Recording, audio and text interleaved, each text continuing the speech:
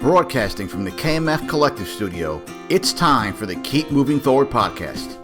Join us every week as we dive into the stories of remarkable current and former athletes that have transitioned into the real world. Now here's your host, Katie Galley. Hi everyone, and welcome to the 251st episode of the Keep Moving Forward podcast. I'm your host, Katie Galley. In the KMF Collective Studio with me today, I have account manager at Tolmar Pharmaceuticals and former collegiate volleyball player, Rae Gutkowski. How are you doing, Rae? I'm good. How are you? I am doing awesome. I'm super excited to connect with you and talk with you. You're actually a former teammate of someone we had on the podcast last week, Allie, or 2 weeks ago now, Allie Swabik. So super excited, Rae, to touch base and get to know you. So thank you for being willing to share your story with us today. You are very welcome. So, Rae, to get the ball rolling and to know your background a little bit, can you share with us where you grew up and how, if at all, was your childhood shaped by athletics? Well, to start off, it is quite ironic that when we first touched base, we found out right away that we actually were probably born and grew up in the same town, which is crazy. It is. Small world. Yep. So I grew up in a town called Long Valley, New Jersey. Woo, Long Valley. It is, yes. It's about an hour west of New York City. Okay. A lot of people are more familiar with the Morristown area, but we're a little bit farther west. It is a beautiful place to grow up. There is a lot of farmland and hills and woods, which not a lot of people associate New Jersey with right off the bat, but there are some gorgeous places there. And growing up where I did, I was really lucky. I grew up in a street that had a lot of woods. And from the time I can remember, myself and my sister, that's 2 years younger than me, we were always playing outside, riding bikes, riding scooters, making up games. My father was actually a collegiate hockey player. He played hockey at RIT in Rochester. Wow. So we grew up as a very young age skating on ice. I actually first lived for 2.5 years in Princeton, New Jersey. Okay. And there was a pond in our backyard, and we have home videos of me on a backpack on my mom and dad's back, skating and playing hockey as an infant, just on their backs on a backpack. So from a very young age, I was exposed to that. And then in Long Valley, you played all of the rec sports. Softball was very big in our town. And one thing that was definitely unique about my story is I was on the 99th percentile my entire life. So I was a very large girl. I was one of the tallest in my class. And it was interesting when I was young. I loved sports and I excelled at them because I was very strong. Mm-hmm. But at the same time, I had some fears and emotional issues because I can remember back to kindergarten. I've heard the story several times where parents would come up to my parents and be like, that girl's not in kindergarten. She shouldn't be playing out there. And if I kicked the ball and it hits one, they would start crying and I would get upset. Oh, no. So as much as I excelled from a very young age at athletics, I also think I kind of had this fear of hurting other people. And I kind of not squashed my ability, but it really hurt, honestly, my confidence in sports. I was very timid from a young age. But then fortunately, as I grew up a little bit and athletics became even more competitive, I played on a traveling soccer team. And then when I got into middle school, I picked up basketball. Mm-hmm. And I had a great coach, and there was about 7 girls and myself that were on 3 different teams. We played AAU, the middle school team, and the CYO team in our town. Yeah. We played basketball every day. There was this in 6th and 7th grade. I think we played close to 70 games a year. Wow. Because it was almost every single day. But we were very good. And it was awesome. I loved it. I was able to use my size to my ability. And I was still playing soccer, which was great.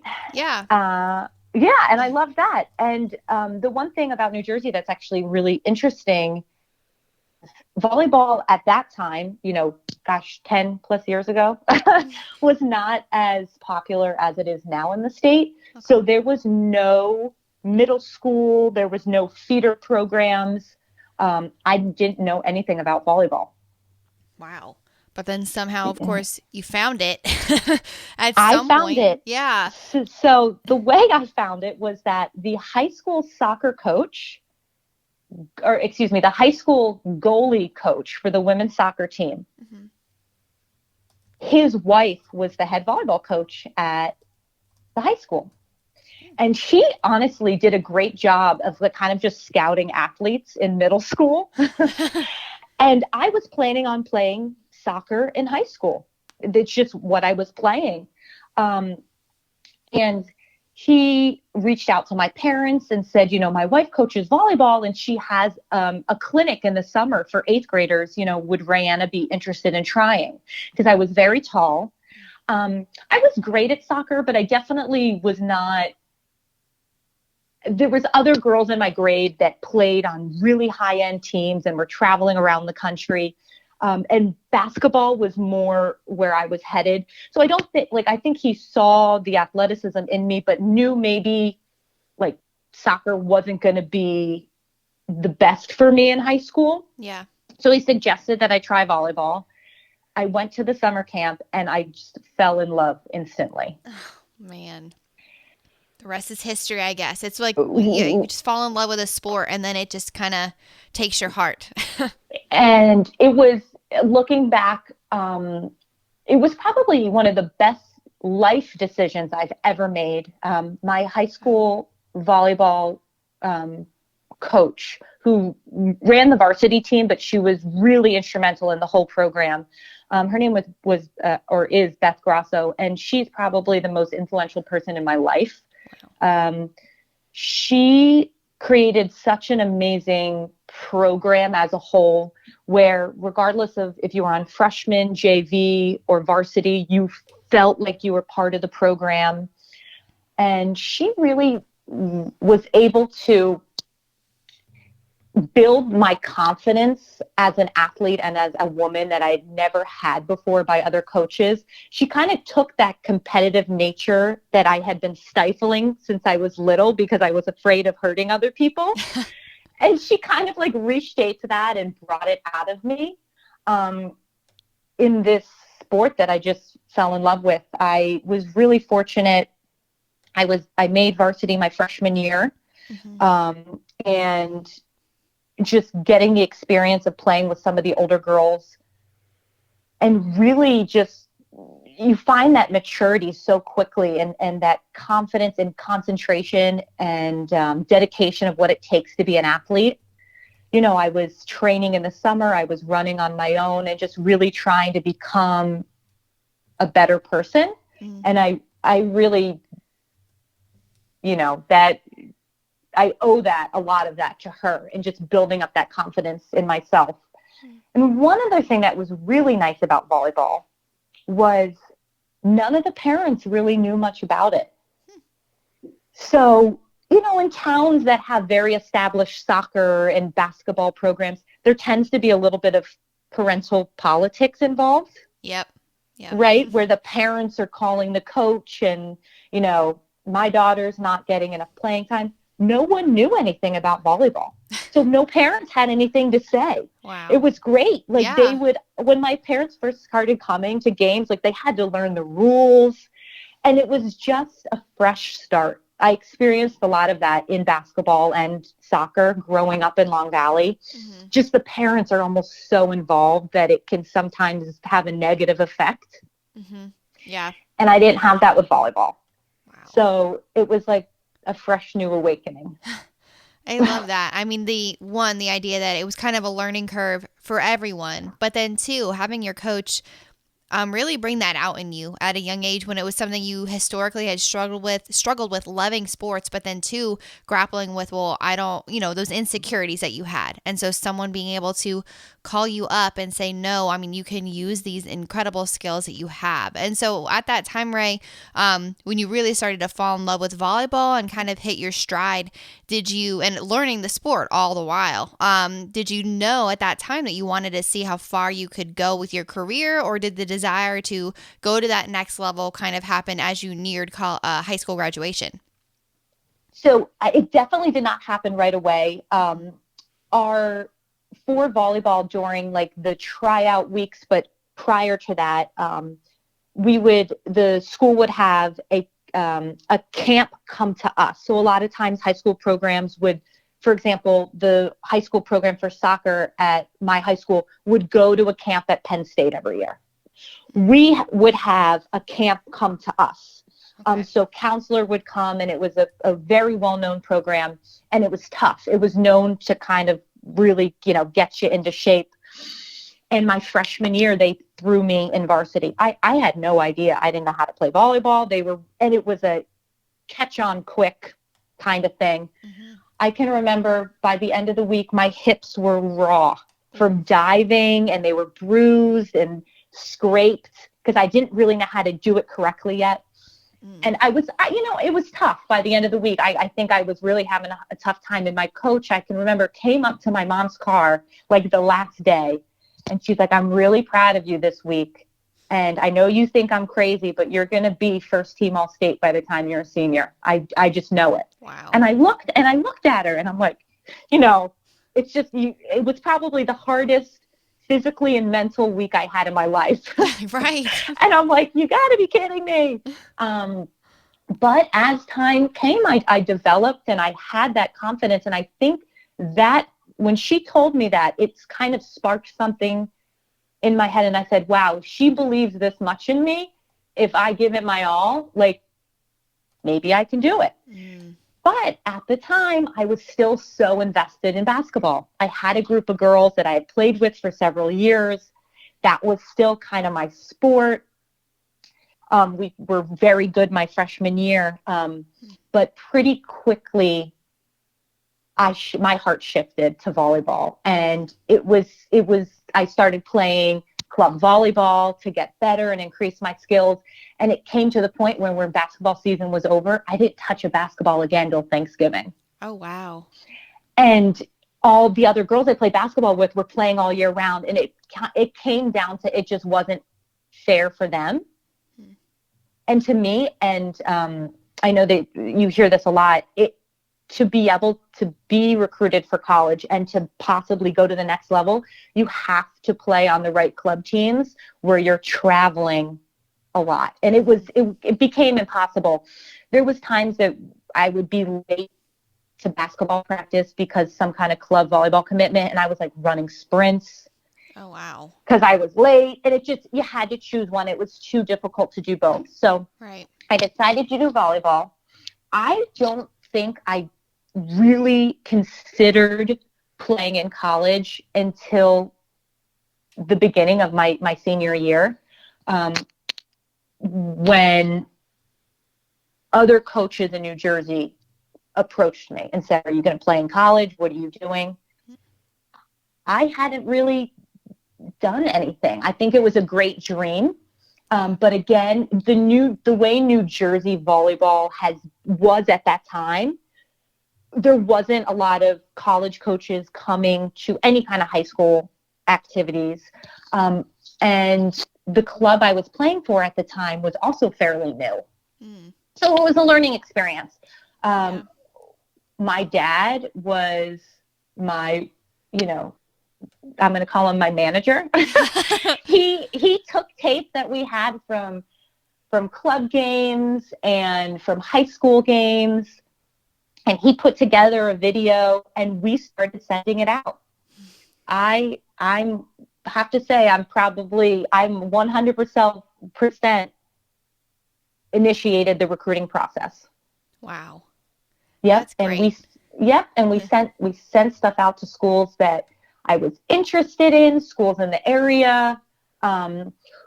I definitely had an academic view, though. That was one thing that I determined pretty early on, that playing volleyball in college would be amazing. I had put so much work in the past 4 years, but I wanted to go to a school that I academically,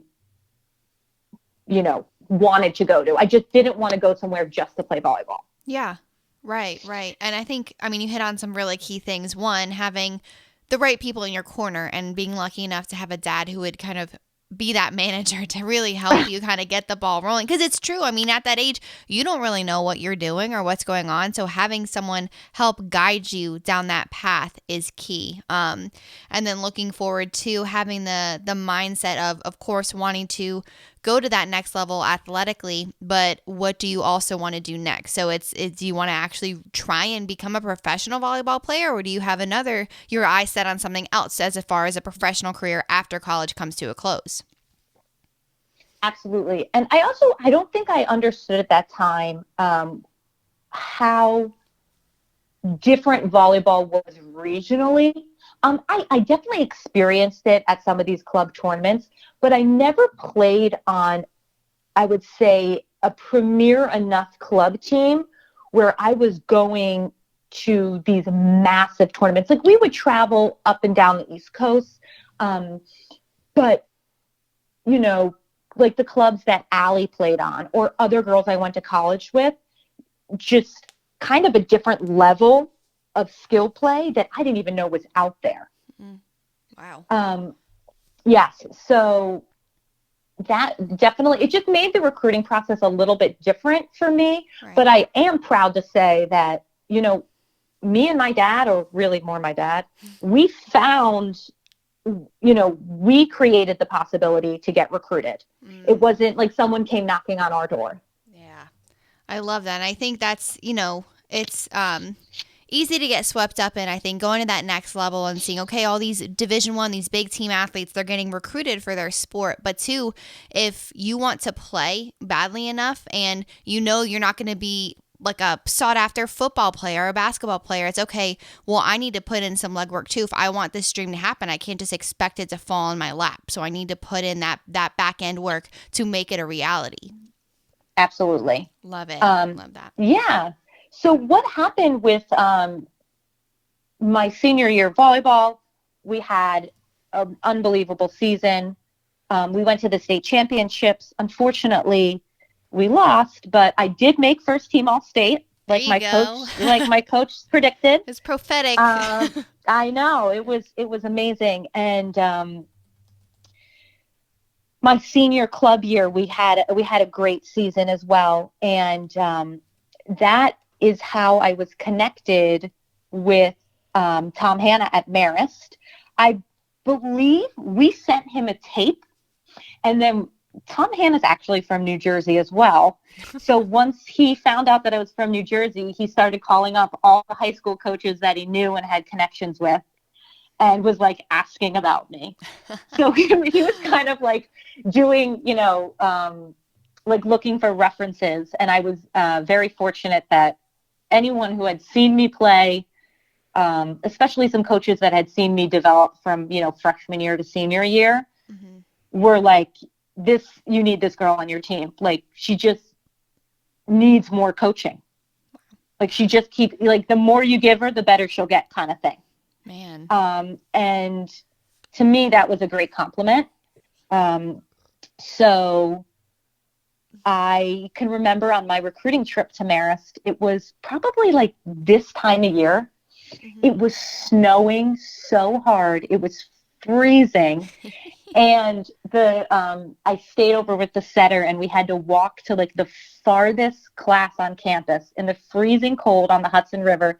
And I'm from New Jersey, so it's not that far away. But you don't realize how much you're outside when you're in college, like walking a lot. When you grow up in New Jersey or anywhere, you're in the car a lot if it's snowing. It's not like you're trekking a mile anywhere. And I can just remember I did the recruiting trip, and I kind of was like, I don't know about this. But Tom invited me back in the spring, and it is just the most beautiful campus. And when I stepped back on there and I got to go watch a practice, with some of the girls, and they were just so friendly. And I was like, this is where I'm going. I love it. I mean, having that or the experience, and then knowing inherently, okay, this is where I want to end up. This is, having the feeling of being home almost, when you set foot on campus.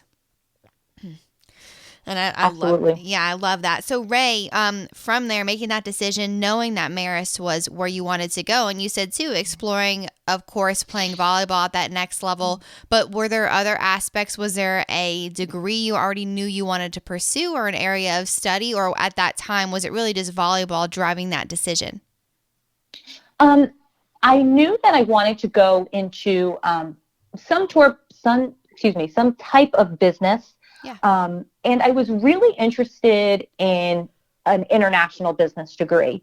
I was very fortunate in high school to be part of a program that went on 3 separate abroad trips. So when I was a freshman in high school, I got to go to England for 2 weeks.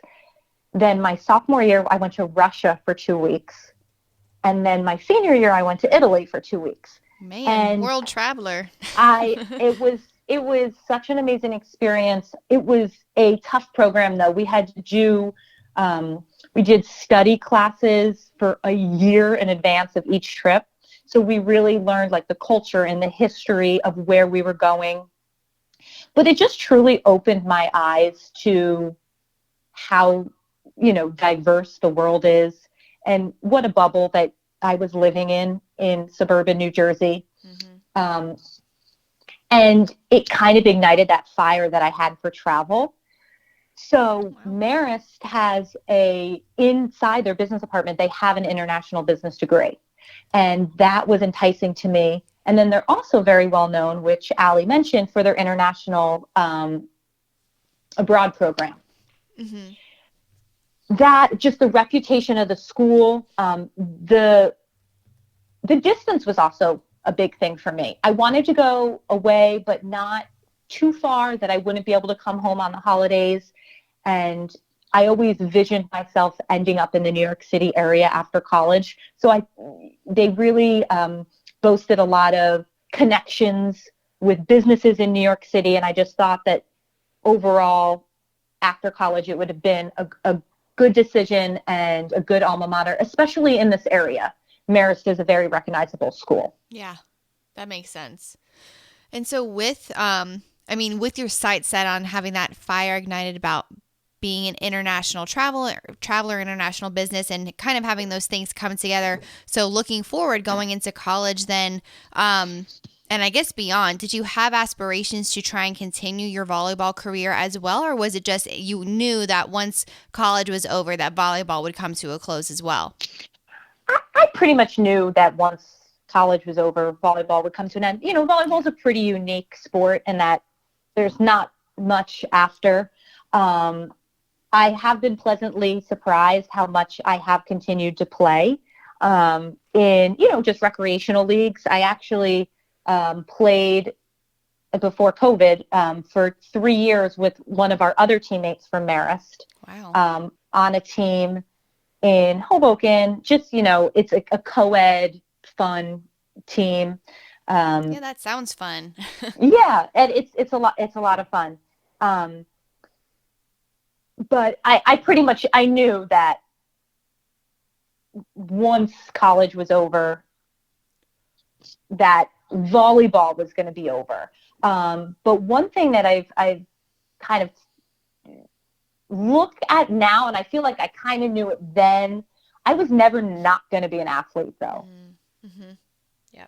Like my whole life, I grew up, practicing, pretty much daily something, training daily, competing daily. Like I look back and I knew maybe volleyball wasn't going to be what I was competing in after college, but I knew I was always going to be an athlete. Yep. It's that thing that never goes away. There's a difference between thinking that your identity is rooted in being an athlete and just knowing that it's a part of you and a piece of you that you don't want to let go of. You don't want to have to let go of because it's woven into kind of your DNA. So continuing on that path is that natural next step. And so Rae, then heading into college, having that experience with volleyball, did you compete all 4 years? Do you maybe have a most memorable piece from that time with Marist? So the one thing I do want to point out, which I think is so important, is when I graduated, you know, playing volleyball in New Jersey, first team All-State, like I thought I was, you know, the coolest thing. You know, like you're kind of on this like high. Yeah. You know, I played in all the games.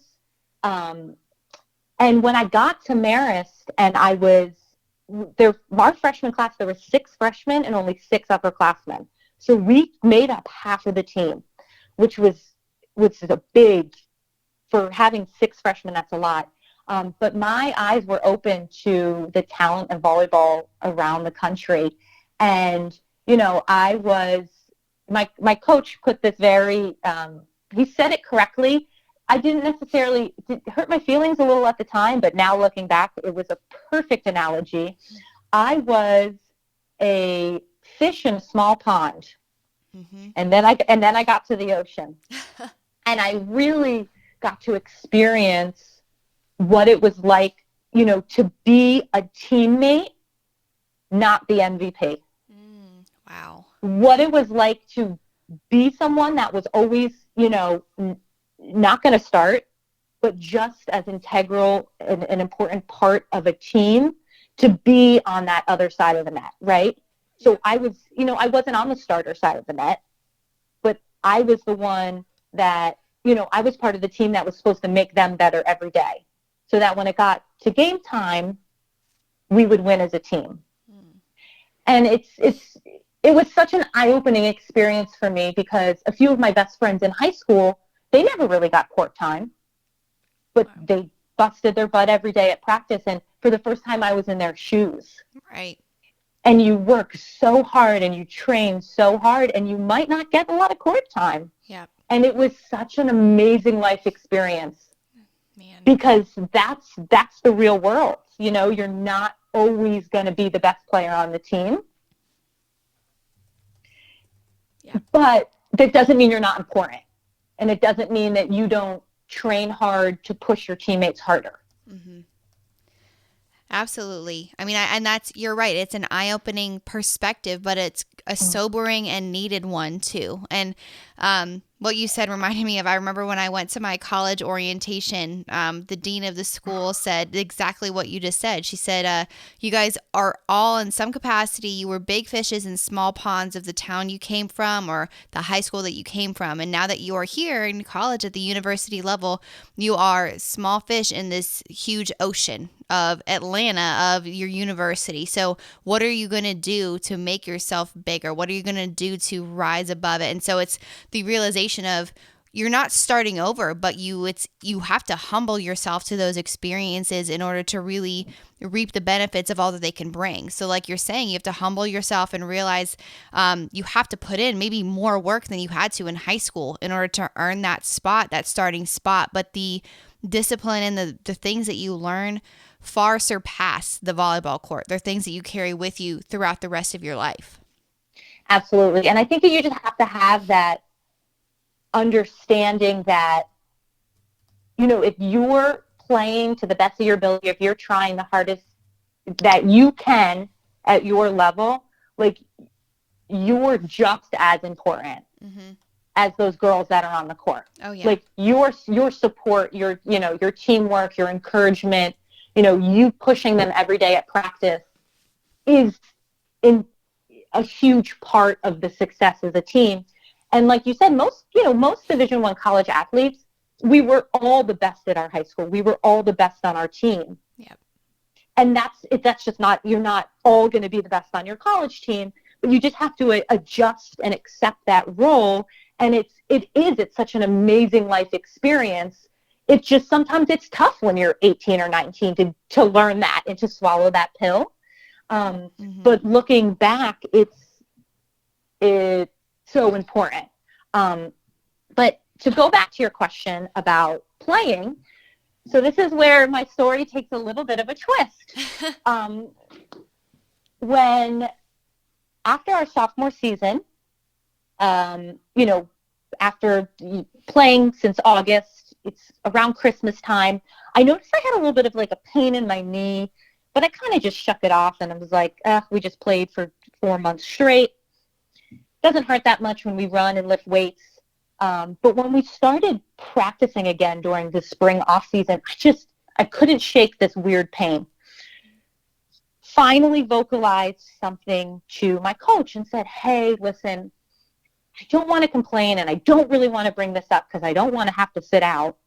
Because I was kind of now in my sophomore spring season was developing the opportunity to get more playing time. I had gotten a lot more playing time that year playing libero, but this was kind of going to be like my developmental off season where I really felt like I could fight for some even more court time. So when you're in that position, you almost like don't want to say something doesn't feel right. Right. But I just knew I had to see the trainer. So I went to the trainer. They did, an ACL, LCL check. Things feel fine, but feels like there's a little bit of fluid in your knees. Let's just get an MRI and, we'll figure it out. You might have a little bit of a meniscus issue. Let's figure it out now in the spring, right? Take care of it so then you're healthy for the fall. Yeah. Great. Got an MRI. Results came back very different than we anticipated.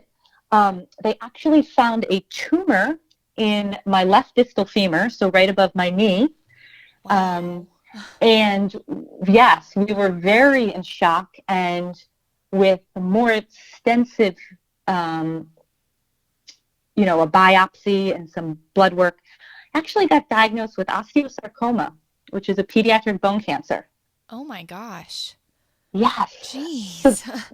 So this is why I'm so surprised. I thought Allie would have told you. Yeah. My world got pretty, flipped completely upside down. It was spring break of my sophomore year. It was 2009. We got the diagnosis. Even after I got my biopsy, I was like starting to train again. I was riding the bike. And when we got the official diagnosis, they were like, we have to get you into, referral to an oncologist immediately. I was fortunate that my aunt is an oncology nurse at Morristown Memorial Hospital, which is a regional hospital. And she had a colleague that had connections with Memorial Sloan Kettering, which is in New York City, one of the biggest cancer centers in the country and the world. She was able to get me an appointment. So I had to fly back. I was in Florida for spring break. I had to fly back, and on Monday I went and met with them, and they said, we're starting treatment next week. So I had 4 days to pack up everything at Marist, to tell all my, my teachers, my teammates that I had to go, get treatment for this cancer. I was very fortunate that it was still localized in my bone. Mm-hmm. It hadn't spread anywhere else, which is imperative to the prognosis of osteosarcoma. So the doctors were hopeful, but they just needed to take action immediately. And it was just a lot. But I have to say, we look back on it and credit athletics and Marist and volleyball for catching it so early. Wow. Because as a student athlete, getting an MRI that the doctor or, the trainer's order is a pretty simple process, right? As a normal college student, it could have taken months, 6 months for me to get referred to an orthopedist. And then the orthopedist might have said, let's get an MRI, but there wasn't any signs. Mm-hmm. So I had a quite interesting journey then. Yes. To say the least. I know. In June of 2019, so which would have been, right at the end of my sophomore year, I had a full knee, partial femur, and partial tibia replacement. So I have a large titanium rod in my left leg. Wow. They completely removed my knee. Originally, that wasn't the plan, but I had a really bad reaction to my first round of chemotherapy and got a very rare intestinal infection that ended up eating a hole through my intestines. Goodness. I know, and I was in intensive care for a long time, and I couldn't receive any other pre-surgical chemotherapy. So the orthopedic surgeon said that he really needed to take the full knee out. He didn't want to just take the tumor out and accidentally leave a little microscopic cancer behind, because then it could, cause complications down the line. Mm-hmm. But that was a hard time for me when they said they were going to take my full knee out, because I had identified all of those like great moments in my life where I felt so proud of myself, had to do with athletics. Right. And I felt like they were going to take that away from me. And what were those future moments going to be? Mm. Was I going to be able to have those anymore? Those feeling where you just are so proud of yourself because you've worked so hard and you accomplished something. Mm-hmm. But, again, I think as I was 19, 20 at the time, I think it's really hard sometimes to see the long-term picture when you're 20. Yep. But so the surgery was successful. After I healed for a little bit, I had about 6 more months of precautionary chemotherapy just to make sure there was nothing else in my body. So I missed my fall semester of my junior year. I still took classes remotely. I took 6 credits online so I could remain as a part-time student. Mm. And Marist was unbelievable in helping me accommodate and just, I can't say enough. Even when I left halfway through my spring of my sophomore year, all the teachers independently let me finish class. If I went to a large university, they wouldn't have been able to do that. They would have just said, listen, we hope you and wish you the best. Let us know when you can come back. Wow. With a small school like Marist, they were able to really work with me. And then I finished treatment, believe it or not, 11 years ago today. Really? Wow. Yes, today is my last day of chemo anniversary. Oh my gosh, I love that we're doing this today so much. I know, look at all these ironic things that are happening. Oh. So January 18th, 2010 was my last day of chemo. My last day of like scans and stuff where I got my PICC line removed and I drove right to Marist. I went back to school the same day I finished. My doctors were like, I think you should take a little time off. I'm like, no, I'm going back. Mm-hmm. I just had this, I wanted my life to get back on track. I missed my friends. I missed my teammates. But so I went right back. It was a very, very, very difficult adjustment. Wow. Yeah. I had a pretty unrealistic expectation. I learned a lot about myself during those times. You hear the term new normal, which it's so funny because like everyone talks about that now during COVID. Right. It's very similar. Like, are we ever going to go back to exactly the way it was before? No, it probably not. And that's what I had to experience then. My life was never going to be the same prior to me getting diagnosed and going through treatment. But I had to kind of figure out what my new life was going to be. Wow. I was still part of the team, which was amazing. I got to travel with them. I secretly practiced my entire senior year with them against my orthopedic surgeon's knowledge. It's okay now. It's secret's out. It's fine now. But they were just, Marist was just so great during that time and so supportive. But I love this little story for our senior game. The athletic trainers were so sweet. They tried to call my orthopedic surgeon to get clearance for me to play in one game. Oh. Little did they know, he had no idea I was practicing. So like when I found out they were trying to get me cleared, I'm like, no, don't get me cleared. Like, don't call him. Oh. But, and yeah, so my college volleyball experience was quite unique. Mm-hmm. It, honestly, it saved my life probably. Wow. It not only saved my life, it changed my life even before I got diagnosed. As I was saying, like, it really made me look at the world and, how you work with other people differently. Just learning different personalities, working with my coach, having Tom Hanna was a great coach, very different style than I was used to. I had to adjust to that, but it was such a good life lesson. Like, think of all the managers you have over your lifetime. Right. They're not all going to be the same, and you got to learn to work with them. Right. They have different ways of, motivating and giving feedback. I wasn't used to that, and it took me a little bit of time to get used to it. But yeah, so that experience is what led me to my career. Man, speak of keep moving forward, right? 11 years to the day, like, my goodness, I love this so much. It's amazing the journey that you led, and then to be able to reflect back now and to say that college volleyball, the experience that you had, it of course changed your life in so many ways for the better, and those positive experiences but also too that the likelihood that it helped in saving your life too, because something that you might not have even caught. Having just knee pain, but then the opportunity to go get an MRI. And catching something like that is incredible. And then of course too, the idea that it would set you on the trajectory that you're on today, right?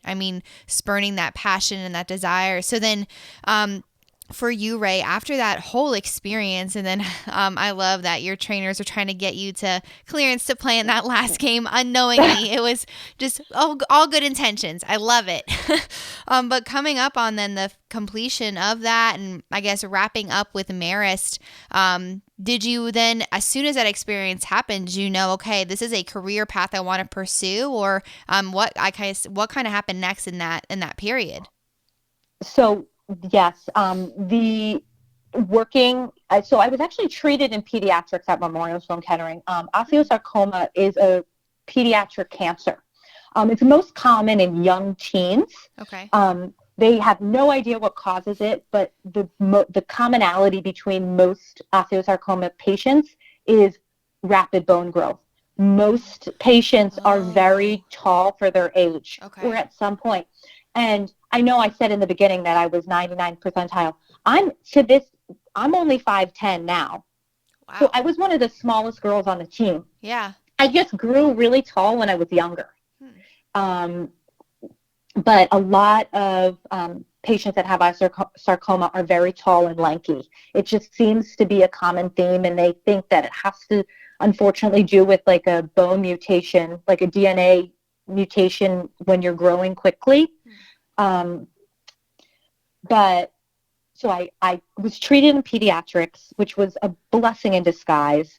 In the very beginning, it's hard, right, with a lot of seeing little kids going through cancer treatment, a lot of crying. Yeah. But at the same time, they're so resilient. They're running around, playing games. I got to sit on Santa's lap and got a teen gift bag at Christmas. Oh. It was a 13 enough gift bag, and I was 21. But it's in working with pediatrician, nurses and doctors. They're just the most amazing people. They really have to be to work in the specialty that they do. Yeah. So when I went back to school, I'm like, I want to be a doctor. I want to be a nurse practitioner. But I was more than halfway through business school. I continued to take credits through when I was sick. I was on track to still graduate on time with a business degree. And financially, having cancer is quite a burden. Yeah. Thank goodness my father had amazing insurance. But just the cost alone of commuting from Long Valley to the city every day between tolls, like, the tolls to go Yeah. in the tunnels to the city, and then parking on average was like $75 a day. Gosh. So my parents just took under such a large financial burden on top of what insurance could cover. And so, that I had student loans to go to Marist that we had taken out. And my dad was just like, I understand, but like, I really want you to think this through. Yeah. You have 1 year left. Like, why don't you finish what you're doing, kind of reassess, and then if that's your passion, then let's discuss going to med school. It was one of those, like, you're 3 years in, are you going to switch now? Because then you're not going to graduate for several years. Right. We're going to have to take on, as actually more directly, Rayanna, you are going to have to take on X amount more debt. And again, as, a 21-year-old, I don't think any of us really understand all this the financial burden we take on to go to most colleges, and just all the extra stuff that costs money that athletics doesn't even cover. Yeah. So I'm really happy that he kind of had that conversation with me. And I'm like, you're right. So I finished my degree. I know I had mentioned that I love traveling and I wanted to do international business. I graduated with an international business degree. Yeah. I unfortunately didn't get to go abroad. The time I would have got to go was like right after I was done with treatment. And, the doctors at Sloan were like, sorry, you can't go to Europe for 6 months right now. It's not going to work. It's not going to work out. And I'm like, okay, fine. But, I graduated with that, and then a family friend works in pharmaceuticals, and New Jersey is known for having a lot of pharmaceutical companies. And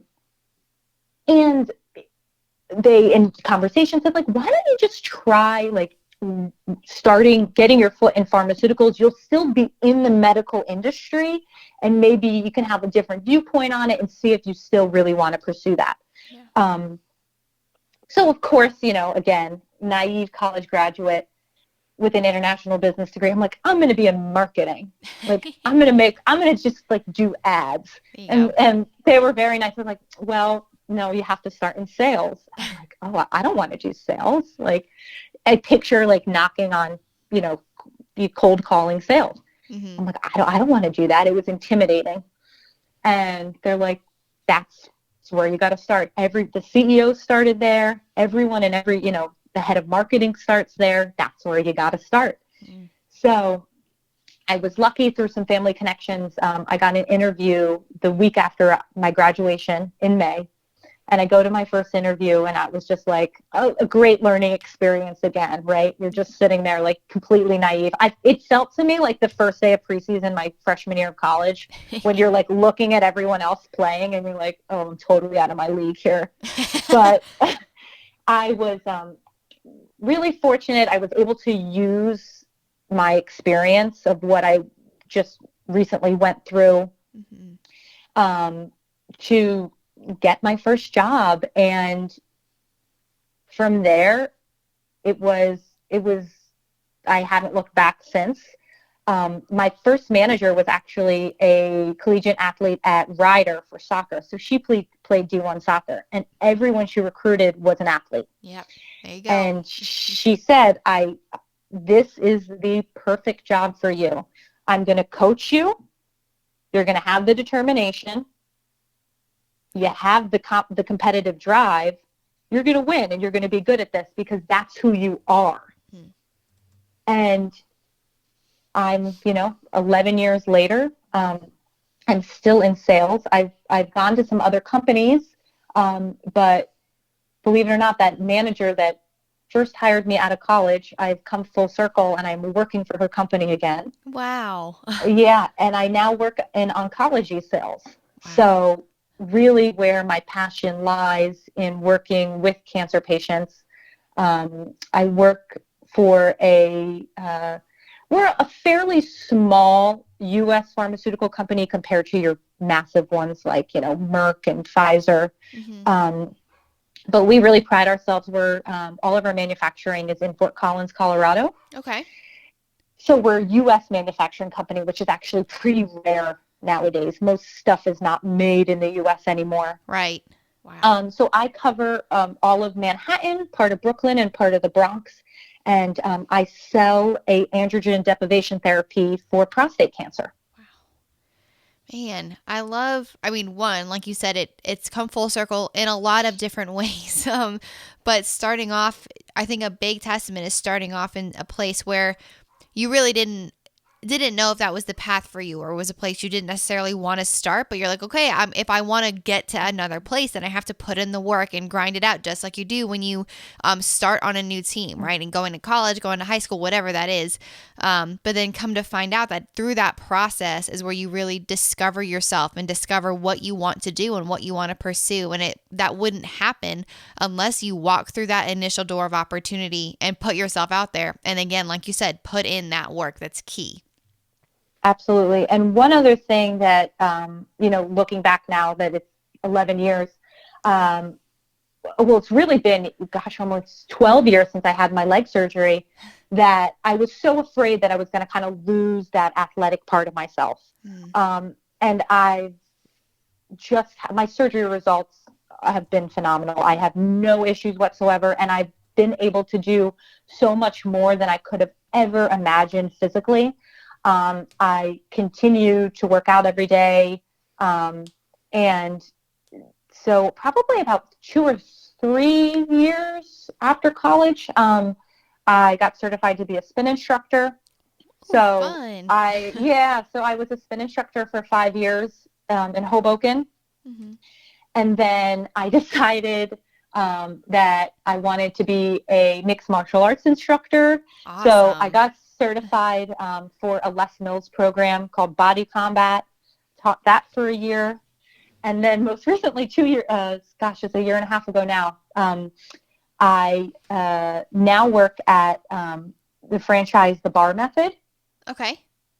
So it's the bar workout, all of them are a little bit different. I've really found the Bar Method, I just absolutely love. It's created by physical therapists. So all of the exercise is really safe and so effective. And I fell in love with it when I started doing it about 4 years ago. It's a perfect complement for my body, because sometimes I can't do any kind of high impact stuff. So I no longer, I can't do any kind of long distance running. But I do like to tell people that if you were chasing me, I could run away.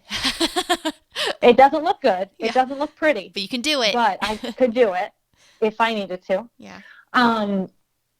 But I love the Bar Method. It creates such core strength. It's really a mix between like body strength, Pilates, and yoga. So I've been teaching there for over a year. And we got a Peloton last Christmas, and I'm a total Peloton junkie. Oh yeah. I heard those things are like addictive. Oh my God. And I was so against it, because as a spin instructor, I was like, this goes against everything I ever stood for, like physically going to a gym and going to a class. Yeah. Having a bike at home. Well, now look, the world is different. Yep. It's my new normal. I love it. But it keeps like that competitive aspect. So I'm, like I said in the beginning, I really think like I'm always going to be an athlete, right? It maybe looks different. It looks totally different than when I was in high school. It looks different than I was in college. Now it's just like I recently got married, and my husband is like, what are you going to get certified for next? What are you going to, like, I just have these ideas that it's like, I'm always going to try to be involved somehow in, being an athlete, and hopefully someday I could, get into coaching. It's just, you have to just keep evolving listening to your body, obviously, of what you can physically do at that time and what's available. But yeah, I guess I'm never going to stop. Really. My day, I have my work day, and then I have there's always some kind of workout scheduled in the week. Yeah. And I can't imagine not having that. It keeps my sanity. Absolutely. I mean, I couldn't agree more. And I think if you are a former athlete specifically, you said it. I mean, you're always an athlete at heart. It just might look vastly different than it did when you were in middle school, high school, college. And so what it looks like now, you just have to be willing to continue to adapt. And so, Rae, for you, what is next? What's on the horizon with either pharmaceuticals or your fitness journey? What's coming up? Oh, I know. It's like, so, well, I think that my long-term goal is to really get into coaching eventually. Like volleyball coaching? Yeah, or anything really. Coaching. I could do soccer, basketball. I'm hoping to be a mother someday, so that would be great. Yeah. To be able to be involved that way. I also would love to get a yoga certification. It's a lot of hours, though. Okay. That's like a down the line dream. Yeah. But other than that, I just continue to, work in an industry that I feel like I'm making a difference in, and especially for, oncology patients, because I was in their shoes at one point. Right. So just, and a caveat, I definitely would recommend, if anyone's listening to this and they're graduating college, look into sales. It's scary and it's intimidating, but it's a great career option for athletes. I think you're right. I think a lot of athletes, it is a good transition because it has that competitiveness, and a lot of attributes of sales really seem to run in tandem with the things that you learned as an athlete. Absolutely. And it has, like I said before, just such all those transferable skills that being able to be coached. Yeah. A lot of people that didn't grow up playing sports, you get into the workforce and it's receiving feedback and positive or negative criticism. It's sometimes hard to kind of take that and turn it around and perform better. As an athlete, like, that's what we've been doing our whole lives, is getting coached. And a lot of, I think, especially now during this time, being able to have a proven track record of self-motivation. Yeah. Yes. Right? A lot of people aren't having to go into an office every day. But as an athlete, like, you've been having to, train and make yourself better for years. Mm-hmm. Yep. So I love that. Developing that proven track record of self-motivation. And it's true because, and I think a big thing too, it's having that motivation, but it's that discipline, relying on that you learn. Getting up every day, going to practice every day after class, figuring out your own schedule. So having that discipline and that regimen to say, okay, I'm going to do this every day. And so, Rae, with this, leading this, honestly, just an amazing life that you've accomplished so much, and overcoming obstacles, insurmountable ones and crazy ones that you never even anticipated coming across your path. And looking forward now, of course, continuing to accomplish these goals and having bigger ones in front of you. I just have one final question that I ask all of my interviewees. What do you want to be remembered for? I want to be remembered for someone that, I want to answer this correctly. Let me think. I want to be remembered for someone that always, made lemonade out of lemons. Mm-hmm. Took the lemons, made lemonade. I want to be someone that,